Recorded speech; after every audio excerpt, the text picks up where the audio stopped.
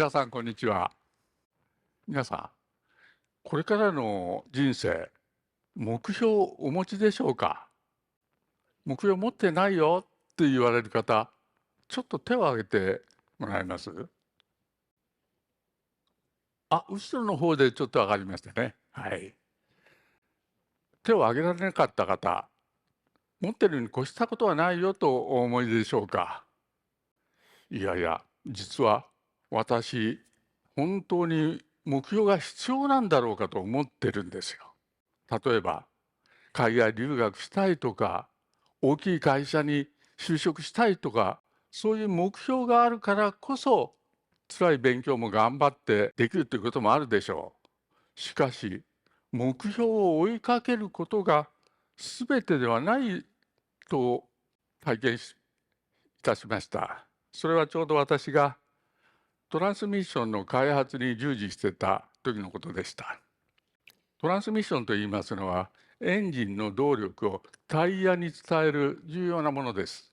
日本ではオートマチックがほとんどですが、私の従事してたマニュアル式というのは手で操作するということから、操る楽しさを追求する人に根強い人気があります。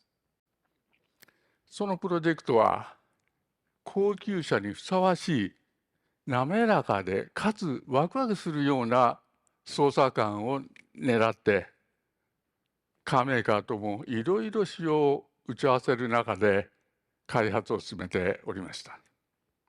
新しい技術も取り入れながら何度も試作と試験を繰り返し、やっと目標の達成するミッションを作ることができました。しかしカーメーカーから搭載して走ってると時々引っかかるよということを指摘されました。早速試験機に取り付けていろいろ確認しましたけど、出てきません。その現象はそもそも高い目標値をクリアしてるんです。そういう問題が出たとしても、そういうものを納入するはずはありません。言われるように車に搭載していろいろなデータを取って解析した結果、車側の要因でその現象が出てくるということが分かりました。そこでカーメーカーに対して車側で対応してほしいということをお願いしました。と同時に、ここで私たちがクリアできれば技術者として新しい発見があるんじゃないかという心が湧いてきました。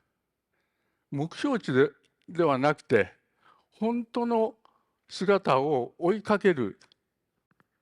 そうすると、そこに大きな成長がある、自分自身に大きな成長も見られると、チャレンジする心が湧いてきました。そこで、カーメーカーと一緒になって、各々の領域の中でいろいろ対策をして、この問題を解決することができました。と同時に、同じ戦った仲間ということでつながって、その後、いい関係を構築することができました。チャレンジする心を大切に、ありたい姿の実現に向かって努力することによって大きな成果が出る。多くの仲間ができる。それを喜びと感じました。退職した後は、その体験をもとに、興味にチャレンジ、世界を広げるということを私のキーワードにして、自分の住んでいる町、安城を探索しました。その一つが野菜作り講座でありました。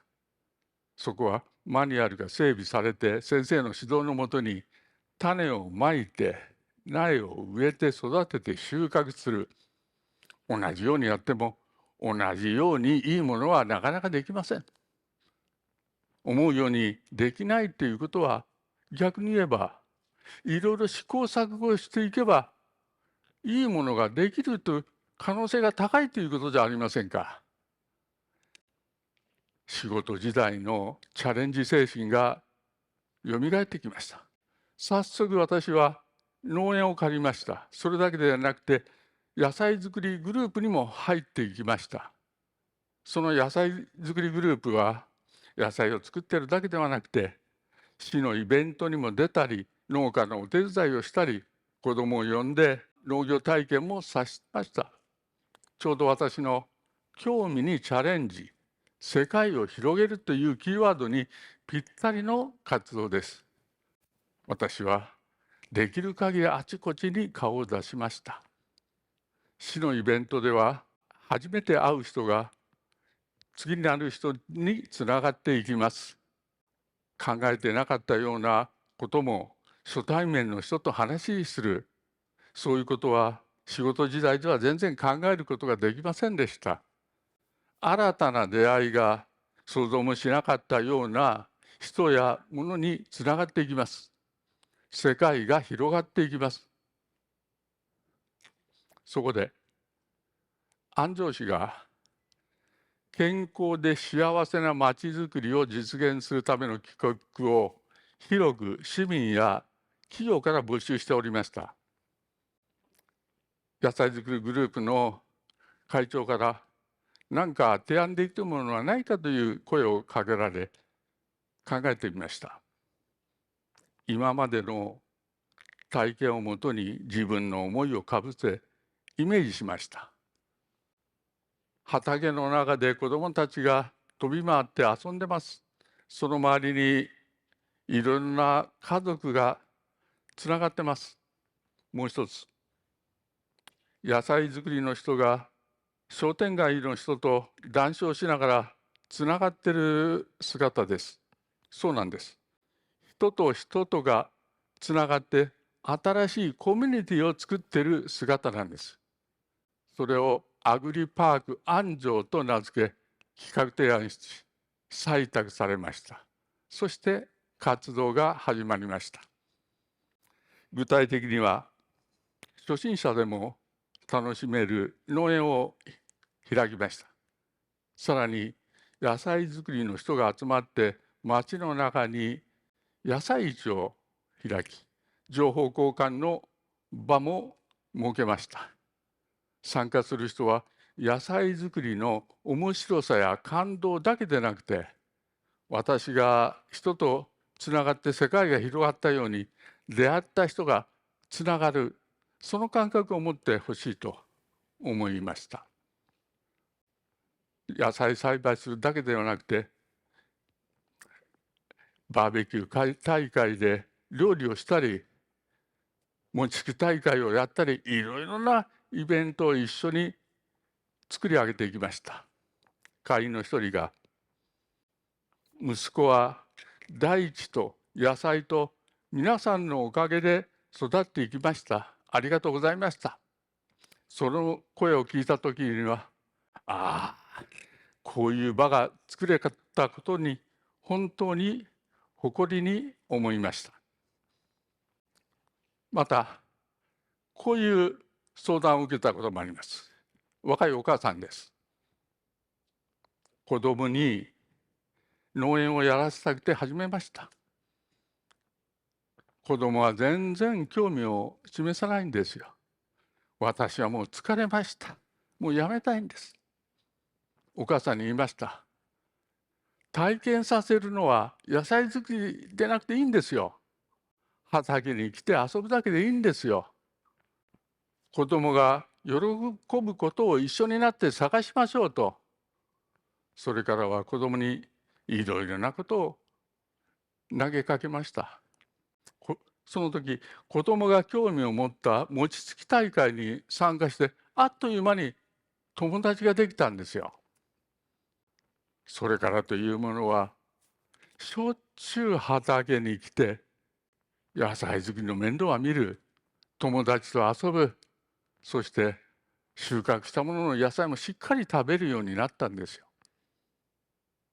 お母さんが本当に願ってたのは、同じ思いを持って一緒に過ごすということだったんですよ。野菜作りというのは、その願いを叶えるための一つの目標でしかなかったんですよ。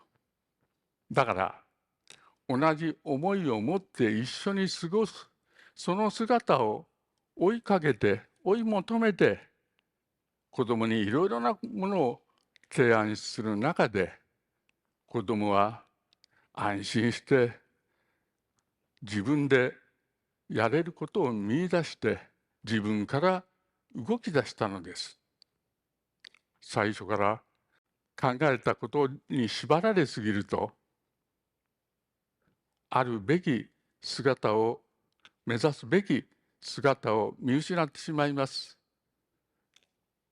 迷ってしまいます。そういう時は一度立ち止まって、ありたい姿は何なんだろうということをもう一度考え直してみる必要があるんじゃないでしょうか。こういうふうにありたい姿を追いかけていると、面白いことにいろいろな人のありたい姿とリンクして世界が広がってくるんですよ。農園とレストランを一緒にやりたい。子どものスポーツクラブで野菜栽培をしながらチーム作りをしたい。